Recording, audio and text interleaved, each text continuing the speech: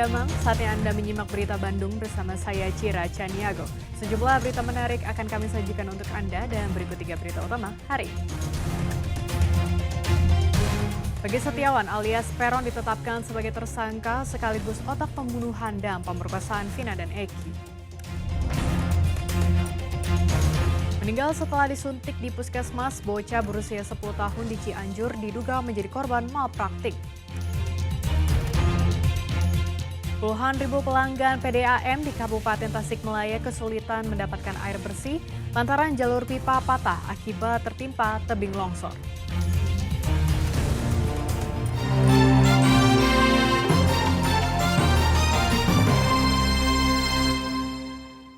Peggy Setiawan alias Peron akhirnya ditetapkan polisi sebagai tersangka dan otak pembunuhan dari pemerkosaan terhadap dua sejoli Vina dan Eki. Namun semua tuduhan polisi dibantah keras oleh Peggy, ia mengaku hanya sebagai korban. Untuk pertama kalinya Polda Jawa Barat memperlihatkan wajah Peggy Setiawan alias Peron. Peggy dihadirkan dalam keterangan pers di Mapolda Jawa Barat terkait perkembangan kasus pembunuhan dan pemerkosaan dua sejoli Vina dan Eki di kota Cirebon tahun 2016 lalu. Polisi mengumumkan Peggy sebagai tersangka sekaligus otak pembunuhan. Selain memukul kedua korban, Peggy juga memperkosa Vina di lahan kosong di belakang showroom mobil seberang SMPN 11 Cirebon. Peran PS alias Peron alias Robi Irawan berdasarkan keterangan dari saksi pada tanggal 20 Mei 2024, kemudian 22 Mei 2024 dan 25 Mei 2024, yaitu menyuruh dan mengejar korban Rizky dan korban Vina dengan menggunakan sepeda motor Honda Beat warna orange. Selanjutnya memukul korban Rizky dan korban Vina menggunakan balok kayu. Kemudian membonceng korban Rizky dan korban Vina menuju TKP bersama dengan saksi.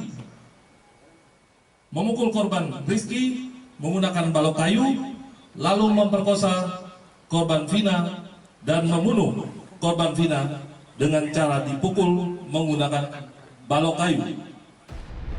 Pengusutan kasus Vina Eki berlarut-larut bahkan baru mencuat ke publik setelah film dokumenter tentang Vina beredar di bioskop.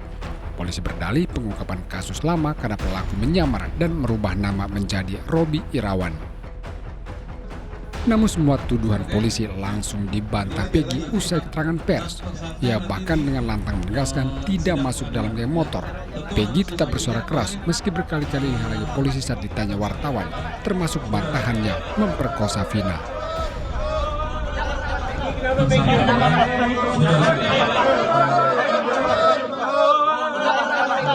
Tunggu. Agar tertib, rekan-rekan. Ya, tunggu, sabar ya. Kami persilahkan. Nama Daud saya tidak pernah melakukan hubungan itu. Ini fitnah. Saya rela mati. Kalian jadi saksi kalau saya mati. Pada saat tanggal 27 ada di mana pada saat itu? Di mana pada saat itu?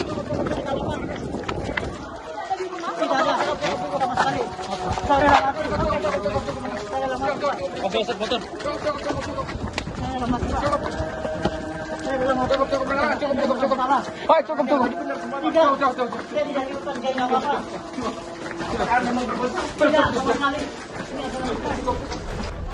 Penangkapan Peggy memang menjadi polemik. Tidak sedikit yang curiga polisi kembali salah tangkap karena berupaya melindungi orang tertentu.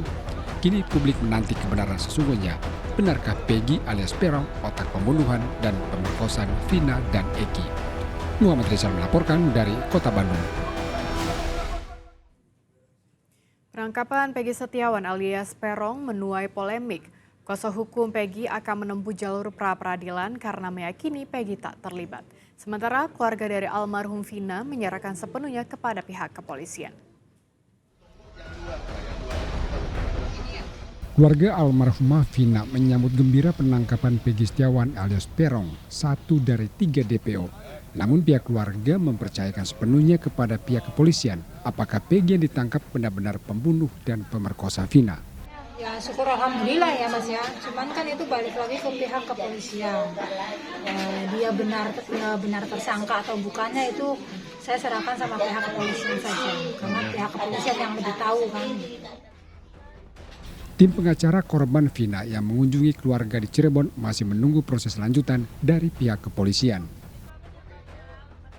Kami menginginkan keadilan yang fokusnya adalah 3 orang atau yang dikatakan bahkan ada 4 orang. Itu berarti kami harus menuntut keadilan sampai semua DPO itu tertangkap. Jadi kami fokusnya ke situ. Kami tidak fokus yang 8 orang apakah salah tangkap gitu kan, ataupun tidak. Nah, kami kurang tidak memperhatikan itulah. Sementara pengacara Peggy alias Peron meyakini kliennya tidak terlibat dalam pembunuhan Vina dan Eki. Pihak pengacara menemukan sejumlah kejanggalan, diantaranya pada peristiwa yang terjadi pada 2016 lalu. Peggy sedang berada di Bandung, karena itu pihaknya akan mengajukan pra-peradilan. Insya Allah saya yakin kalau Peggy tidak bersalah karena di 2016 setelah dilakukan penggeledahan di rumahnya, kemudian motornya diambil dan tidak ada proses hukum lanjutan. Padahal kita sudah memberitahu kepada penyidik Peggy berada di Bandung. Kenapa kok tertunda sampai 8 tahun gitu? Polisi kini kembali diuji untuk mengungkap siapa sebenarnya otak dan pelaku pembunuhan dan pemerkosaan terhadap Vina dan Eki. Maruli Habibi melaporkan dari Kabupaten Cirebon. Bocah berusia 10 tahun di Cianjur meninggal dunia usai disuntik obat anti kejang oleh pihak Puskesmas Sindang Barang. Pihak keluarga curiga bocah malang ini menjadi korban malpraktik sehingga melaporkan pihak Puskesmas ke pihak kepolisian.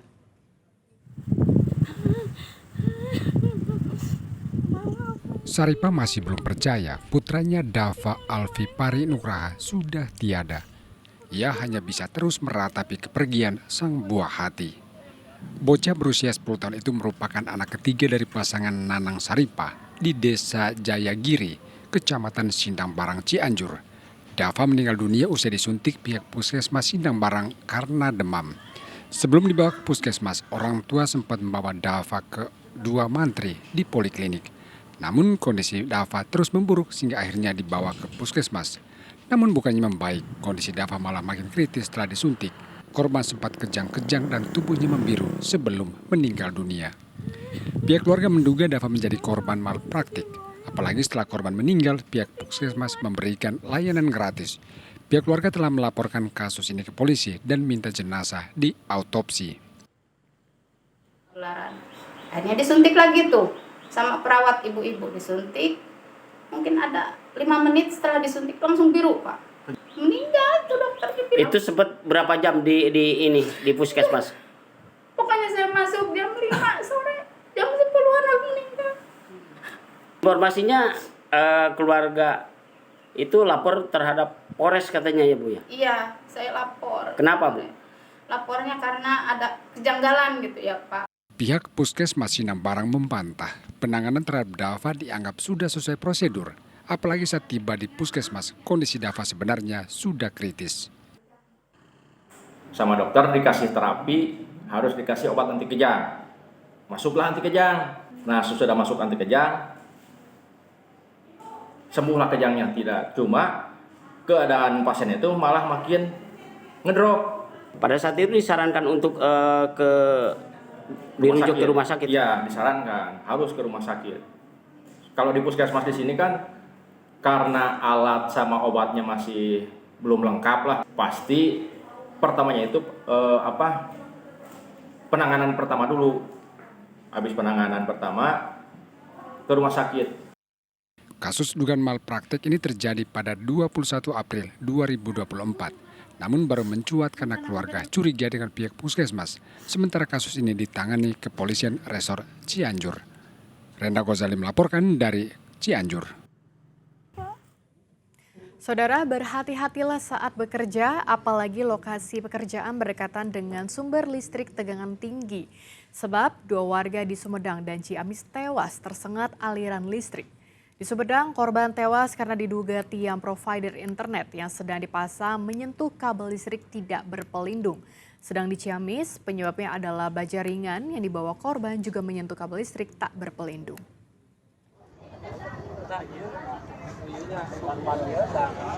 Sejumlah pekerja instalasi provider Wi-Fi tersengat listrik saat memasang tiang di Desa Jatiroke, Sumedang, Sabtu siang. Akibat insiden tersebut, sejumlah pekerja luka-luka dan 1 orang diantaranya meninggal dunia di lokasi kejadian. 7 orang pekerja kejang-kejang setelah tersengat listrik saat sedang memasang tiang provider internet di Desa Jatiroke, Kecamatan Jatinangor. Melihat kejadian ini, warga berupaya memberikan pertolongan pertama, namun dari 7 korban, 1 diantaranya meninggal dunia. Sebelum tersetrum, warga sudah memperingatkan para pekerja untuk berhati-hati karena terdapat banyak kabel listrik bertegangan tinggi. Tak berselang lama, warga mendengar suara ledakan sehingga terlihat percikan listrik. Seluruh pekerja tumbang, kejang-kejang, dan terluka. Itu mah kejang-kejang terus, nggak sadar-sadar terus keluar busa dari mulut. Yang satu keluar darah, atau dari kepala, atau dari telinga, pokoknya keluar darahnya telinga. Berarti ada yang luka-luka juga? Ada. Terus yang satu lagi luka-luka juga parah, itu mah nggak sadar-sadar. Diduga sengatan listrik bersumber dari kabel yang tanpa pelindung. Kabel bersentuhan dengan tiang provider internet yang sedang dipasang para pekerja. Lagi pegang tiang kan bareng-bareng gitu kan. Soalnya kan kalau misalnya di posisi itu kan bersebelahan sama rumah warga juga, atau rumah warga. Otomatis kan kalau misalnya nggak ketahan tuh pasti kena rumah warga. Korban yang meninggal dunia atas nama Adang Maulana telah diantar ke kampung halamannya di Tasikmalaya, sedangkan 6 korban lain sempat dirawat di Puskesmas Jatinangor. Hal serupa juga dialami seorang buruh di Kabupaten Ciamis yang meninggal dunia usai tersengat listrik di atap bangunan Jalan Cimari. Korban bernama Maman, warga Karanggedang. Ia tewas saat memperbaiki talang air dan baja ringan. Diduga baja ringan yang dibawa korban menyentuh kabel listrik yang terbuka sehingga aliran listrik menyentuh tubuhnya. Lagi membenarkan talang yang di atas talangnya kena ke listrik itu, kabel listrik itu. Ya, jadi yang korban ini yang menggulung talang, kena setrum ya sama kabel. BPBD Ciamis dan tim Inafis Kepolisian Resor Ciamis diterjunkan ke lokasi untuk evakuasi jasad korban. Kejadian ini menarik perhatian warga sehingga arus lalu lintas sempat macet dari 2 arah. Agun Gunawan dan Eko Setiabudi melaporkan dari Sumedang dan Ciamis.